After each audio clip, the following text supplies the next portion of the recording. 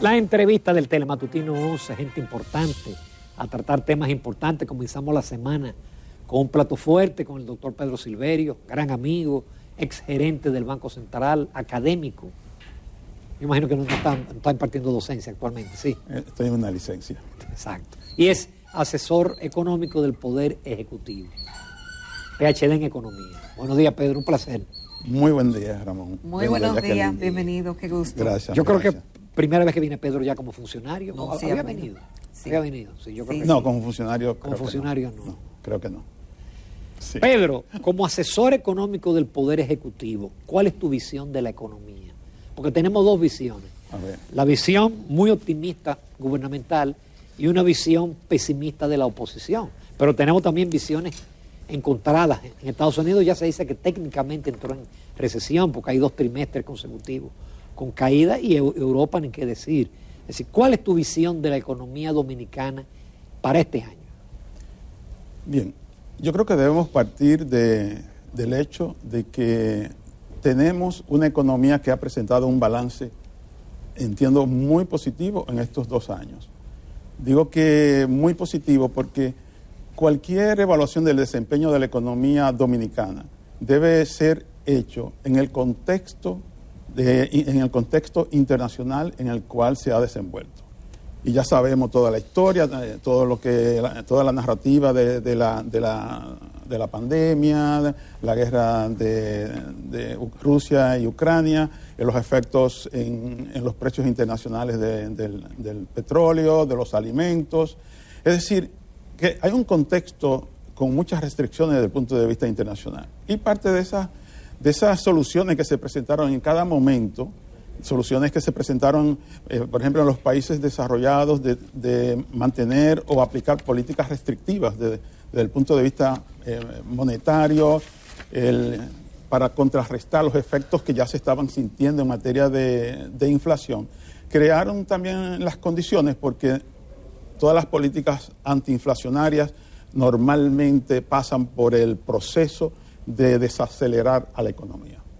Y eso es lo que ha estado ocurriendo principalmente con nuestro socio, nuestro más importante socio comercial, que es Estados Unidos, que la política antiinflacionaria pues también ha comenzado a desacelerar la economía y algunos plantean que ya la economía norteamericana ha entrado en una recesión. Nosotros no somos una parte diferente del mundo y nosotros somos una economía muy abierta, de manera que todas estas cosas que están ocurriendo en el entorno internacional se reflejan de una manera muy, muy particular en una economía como la nuestra.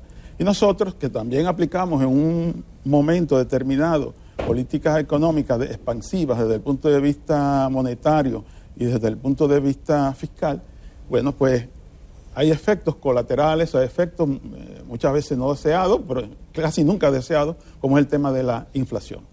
Y el país pues se ha abocado a un proceso que se podría llamar de normalización de la política monetaria para contrarrestar el proceso inflacionario y esa política monetaria ha llevado a una apreciación del peso dominicano porque es natural.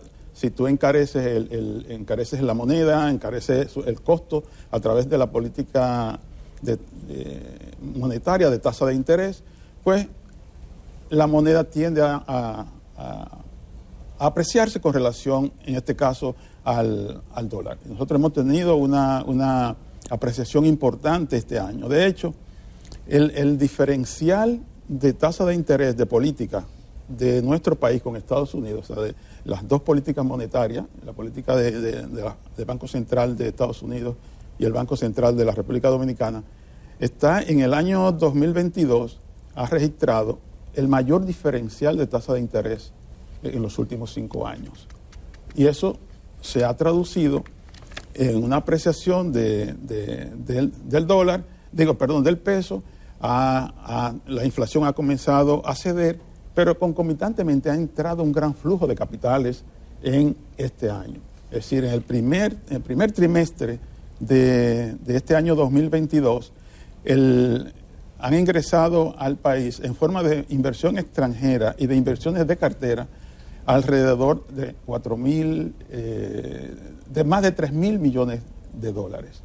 Y eso obviamente es una cifra sumamente importante para un solo trimestre, y eso tiene un impacto importante en el mercado cambiario. Yo veo que la economía dominicana en lo que resta del año va a ir gradualmente reduciendo los niveles de inflación. Ya se comienzan a ver registros de que la inflación comienza a ceder. Obviamente que adicionalmente el crecimiento económico también se verá un tanto afectado por esas políticas restrictivas, como es natural, pero yo creo que el objetivo principal en estos momentos es lograr que la inflación vuelva a los niveles históricos, de situarse alrededor de la meta que tiene el Banco Central. Es decir, que hay una economía que tendrá un año quizás con menos crecimiento, pero ya con el proceso inflacionario mucho más controlado. Bueno, hemos tenido una economía que ha estado creciendo, que es un logro, se ha mantenido una estabilidad, y frente al impacto externo y de la pandemia, el gobierno ha accionado. En el tema de incremento de los combustibles ha hecho un subsidio importante para no impactar a la población. Sin embargo, el tema de la deuda es un tema crucial, como usted lo ha definido, en muchas oportunidades para la economía dominicana. Y en la última locución del presidente de la República, él dijo que la deuda no había aumentado. Y los números que dan los organismos fiscales de información del gobierno lo desmienten, porque sí ha aumentado la deuda, aunque él hizo la comparación con el PIB. Usted hablaba a principio de año de que era inevitable una reforma fiscal para ser aplicable en el 2024, pero nadie habla de eso, y que el tema de la deuda es crucial para la economía dominicana. Entonces, doctor, ¿con cuál versión nos quedamos? Bueno, la versión es que efectivamente, dependiendo de cómo tú midas, la métrica que utilices para plantear el tema de la deuda, tiene una conclusión diferente. Es decir, la deuda, en términos absolutos, claro que ha aumentado. Ahora, ¿cuál es la métrica para hacer comparaciones con la deuda de un país? Bueno, pues, ¿qué porcentaje del Producto Interno Bruto representa el nivel de deuda? Ese valor absoluto, ¿qué porcentaje representa del Producto Interno Bruto? Y efectivamente, la República Dominicana ha reducido el porcentaje el país ha reducido el porcentaje de deuda con relación al Producto Interno Bruto cuando se compara a el año de 2020, cuando el gobierno tomó... Pero el país no paga la deuda con el PIB. Definitivamente. El PIB lo produce el sector privado. Definitivamente que el país no paga la deuda. Es una métrica, como te dije, para hacer comparaciones, es decir, para decir, bueno, este país tiene un nivel de endeudamiento X versus pero el tema que el país paga es con sus ingresos fiscales, sí. Es con sus ingresos tributarios, la forma más genuina de pagar su deuda, y precisamente ese es el tema que, dadas las circunstancias de la economía dominicana en este entorno internacional de tantas restricciones, es el tema que ha sido pospuesto. Es decir, hay pendiente una reforma fiscal. Esa reforma fiscal no ha sido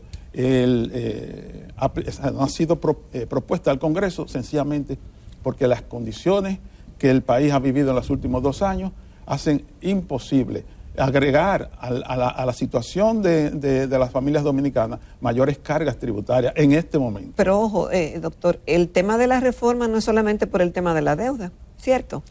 Pero sigue siendo crucial el tema de la deuda. Porque aunque se tome el parámetro del PIB, la deuda está ahí y es preocupación. Tenemos años preocupándonos por eso. De repente, aunque el PIB aumente, no puede ser que nos preocupemos menos por ese tema. No. El tema de la deuda es un tema de preocupación. Y es un tema que debe abordarse a través de la reforma fiscal. Y el presidente y el gobierno está conteste de esa situación. El equipo económico, sí, además de usted que le sí, acompaña, sabe la implicación que tiene esto. Están muy conscientes de las implicaciones, pero el presidente también está muy consciente de las implicaciones sociales que tiene para un país con las condiciones tan especiales que le ha tocado gobernar, realizar una reforma fiscal que implicaría mayores sacrificios para la población. Pero ¿y no puede ser disminución de impuestos, como se habló en el pasado? Bueno, ese va a ser parte de un planteamiento que definitivamente tendrá su ponderación, es decir, los niveles de tributación que tiene el país son en unas áreas son extremadamente altos, son extremadamente altos. Ahora, sin embargo, aún con esos niveles de tributación tan altos en casos particulares, tenemos en sentido general una presión tributaria que se ha tipificado como muy baja. Lo que quiere decir es que hay una mala distribución de la carga tributaria y una reforma fiscal debe estar dirigida a recomponer esa carga tributaria para que la alta evasión fiscal que hay en el país pueda ser corregida, pero son problemas que están todos conexos. Es decir, las altas cargas tributarias en algunas áreas, con la evasión y con sectores, por ejemplo, que definitivamente están sujetos están, digamos, presos dentro de la red impositiva, porque los sectores asalariados están todos agarrados dentro de la red impositiva, pero otros sectores no tributan con la misma, digamos, proporcionalidad o con la misma intensidad que tributan esos sectores, que aunque lo hagan muchas veces en contra de su voluntad, pero lo hacen porque el sistema tributario los tiene ya controlados. Es decir, el sistema tributario necesita de una reforma. El sistema fiscal necesita de una reforma, porque no solamente es la materia de los impuestos, sino también la materia del gasto. Y todo esto está atado con las necesidades que tiene el gobierno de mantener la deuda pública dentro de un nivel de viabilidad, dentro de una sostenibilidad fiscal. Eso es sumamente importante, pero las prioridades en este momento de estos 2 años han sido mantener a esos sectores vulnerables de la sociedad e incluso de las empresas, a los productores, con subsidios que les permitan campear la situación, y en ese sentido, pues, yo creo que ha sido muy, muy positivo el balance. Pedro, no cabe duda que ha sido una bendición en estos momentos la apreciación del peso, porque eso ha contribuido a que la inflación no sea mayor. Si yo fuera importador estaría feliz. Cada vez que yo pago mi tarjeta de crédito internacional me siento feliz cuando veo que la tasa es cada vez menor. Incluso tengo entendido que el Banco Central ha tenido que estar comprando dólares en las últimas semanas para evitar un mayor descalabro. Ahora, visto eso desde el punto de vista de los exportadores o del dominicano que remesa y cuando va aquí a buscar sus dólares recibe menos pesos, así, eso a la larga no puede tener un efecto negativo sobre las exportaciones. Esa es parte de los dilemas que tienen las políticas y la política económica. Qué buena por un lado y mala por otro. Exactamente, que por un lado te tiene un efecto, digamos, positivo, porque tiene un impacto incluso desde el punto de vista presupuestario. Sí. Creo que este año son alrededor de 5.000 millones de pesos que ha significado de ahorro desde el punto de vista del gasto fiscal. Y desde el punto de vista también de la inflación hay un efecto, ¿verdad?, de la tasa de cambio sobre el nivel de inflación. Pero no podemos negar que los efectos colaterales en materia de los sectores exportadores, los sectores generadores de divisas no son positivos. Porque para esos sectores la apreciación del peso dominicano actúa como un impuesto. Es decir, que cuando el sector turismo, las zonas francas y el sector exportador reciben menos pesos por sus dólares, efectivamente es como si estuvieran pagando un impuesto por esas exportaciones. De manera que por eso es que debe ser tan cuidadoso esa mezcla de las políticas para mantener una estabilidad que no lleve ni hacia arriba con saltos, con picos, ni hacia abajo tampoco con unas caídas muy bruscas. Es decir, que parte de la política monetaria es proteger que las variaciones en la tasa de cambio sean muy pequeñas. No puede haber un control de cambio, no puede decir que la tasa de cambio va a estar fija en un punto, pero tratar de que la tasa de cambio se mueva de manera estable, en un rango, en unos niveles que no cree un problema para los sectores productivos nacionales, porque si la tasa de cambio se deprecia, también hay un problema ahí con los sectores productivos, y que tampoco crea un problema cuando se aprecia mucho para los sectores generadores de divisas. Ahora, cuando la tasa de cambio, el dólar, el peso dominicano se aprecia, son muchos sectores que resultan perjudicados, porque muy bien, el sector puramente importador que resulta beneficiado, pero el sector productor también resulta de alguna manera perjudicado, porque el sector nacional, productor nacional, con una tasa de un peso apreciado, significa también que ese sector tiene menos competitividad en materia internacional. De manera que por eso es tan importante que la tasa de cambio se mantenga en niveles con pocas variaciones y muy estables alrededor de un punto. Sí. Exacto. Con tu permiso, Pedro Silverio y los amables televidentes, nos vamos a una pausa comercial. Todavía nos quedan muchas preguntas con el asesor económico del Poder Ejecutivo. Bueno, en Telematutino 11 esta mañana tenemos el privilegio de contar con la participación del doctor Pedro Silverio, PhD en Economía, exgerente del Banco Central, docente, articulista, comunicador. Sí. Y eso no se pierde. Es asesor económico del Poder Ejecutivo, una altísima responsabilidad. Doctor, algunos no regatean el crecimiento y la capacidad de resiliencia que tiene nuestra economía. Sin embargo, advierten que los pilares en que descansa nuestro crecimiento son sectores que en cierta forma son vulnerables, como el turismo, el tema de las zonas francas, por mencionar dos sectores. Y se critica que somos frágiles porque cualquier evento pueda desmontarnos esa situación. ¿Cómo usted lo ve y si usted piensa que debemos fortalecer otras áreas en complemento con la que ya actualmente tenemos?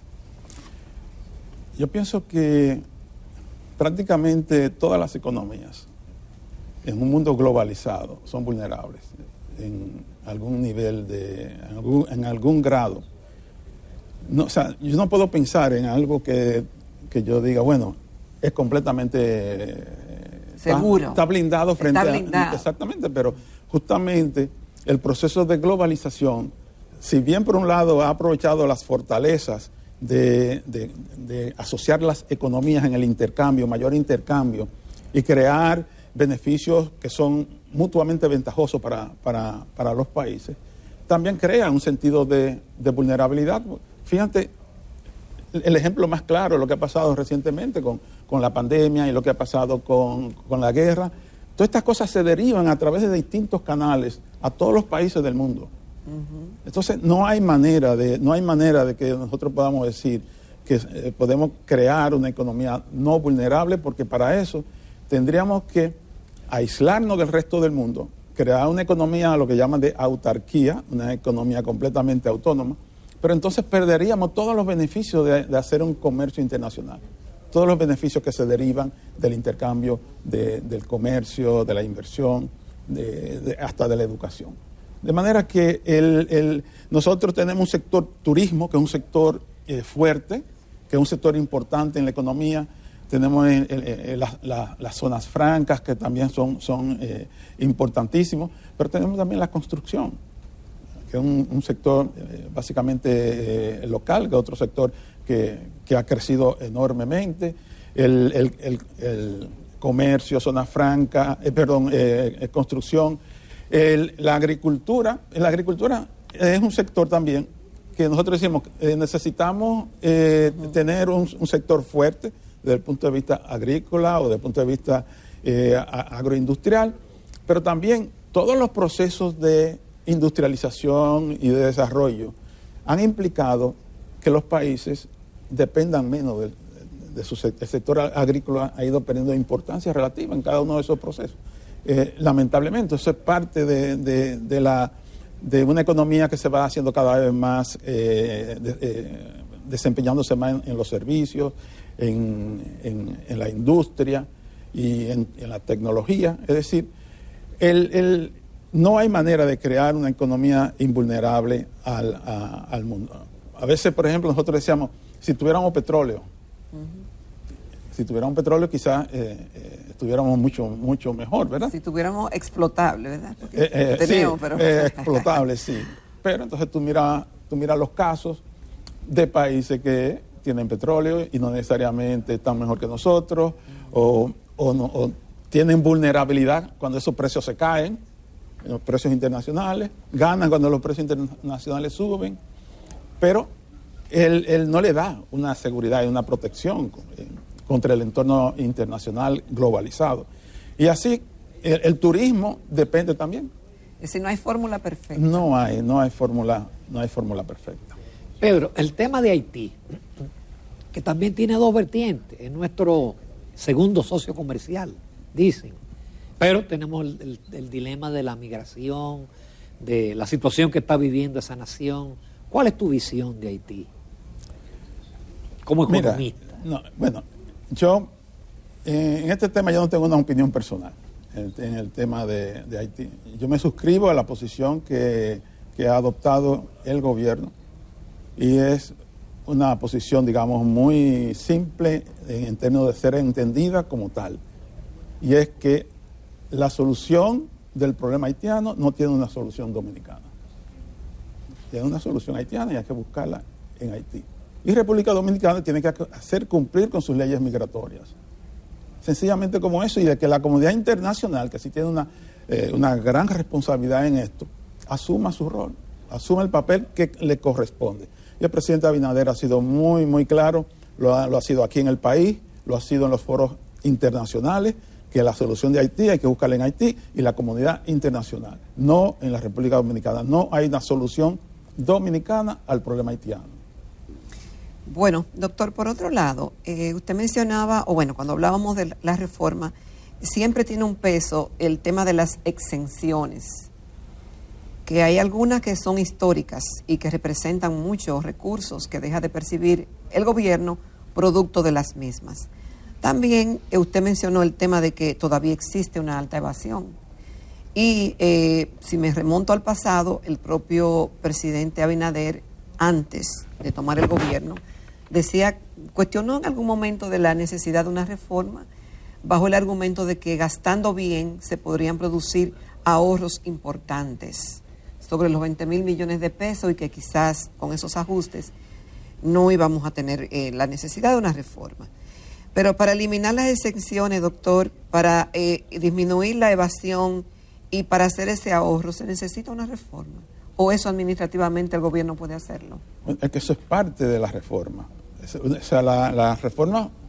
Pero yo digo, ¿se puede hacer decir, sin reforma? La reforma fiscal tiene aspectos de políticas, tiene aspectos tributarios, tiene aspectos del gasto, tiene aspectos administrativos.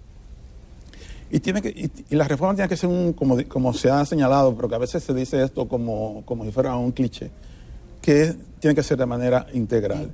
Entonces no puede ser la presentación de una parte de la reforma, debe ser una reforma que apele a la comunidad nacional a apoyarla, y para eso tiene que presentarse en esos diferentes niveles. Ahora, desde el punto de vista de la administración y de las iniciativas particulares que puede tomar la administración, sí hay, el gobierno lo ha estado haciendo, y el gobierno ha estado, por ejemplo, en la administración de la DGI, ha estado invirtiendo en tecnología para mejorar el cumplimiento tributario. el cumplimiento de las obligaciones. Es decir, el gobierno ha estado haciendo parte de esa reforma administrativa que se requiere. Pero bueno, las recaudaciones van muy bien en la DGA. En la DGA. Exactamente, las recaudaciones han ido muy bien.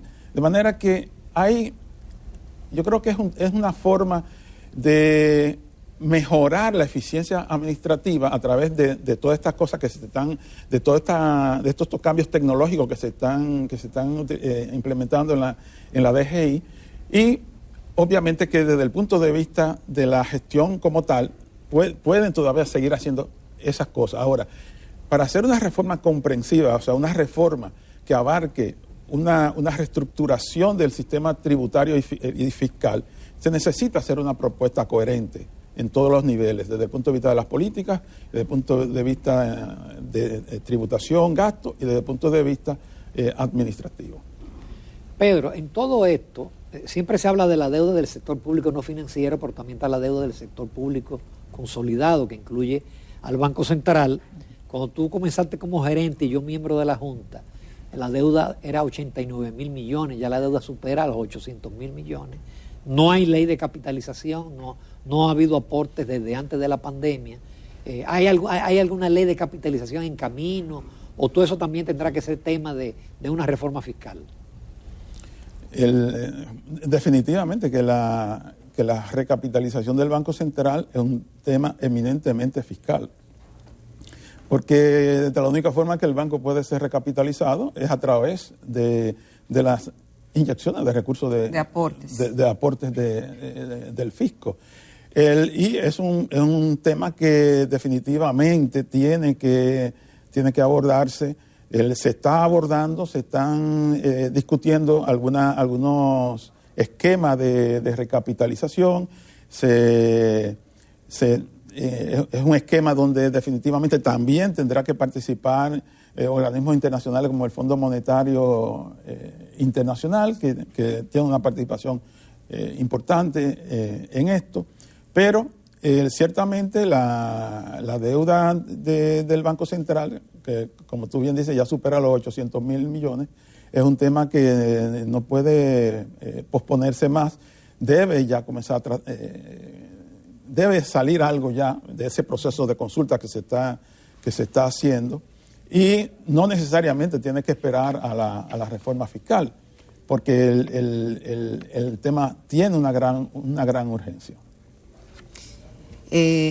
Doctor, se está hablando ahora por una iniciativa o por unas declaraciones del presidente del CONED, de la posibilidad, él habló de aumentos voluntarios de salario. Obviamente el Ministerio de Trabajo no se quedó indiferente y como que ha querido hacer una especie de convocatoria para que eso se haga de una manera más formal.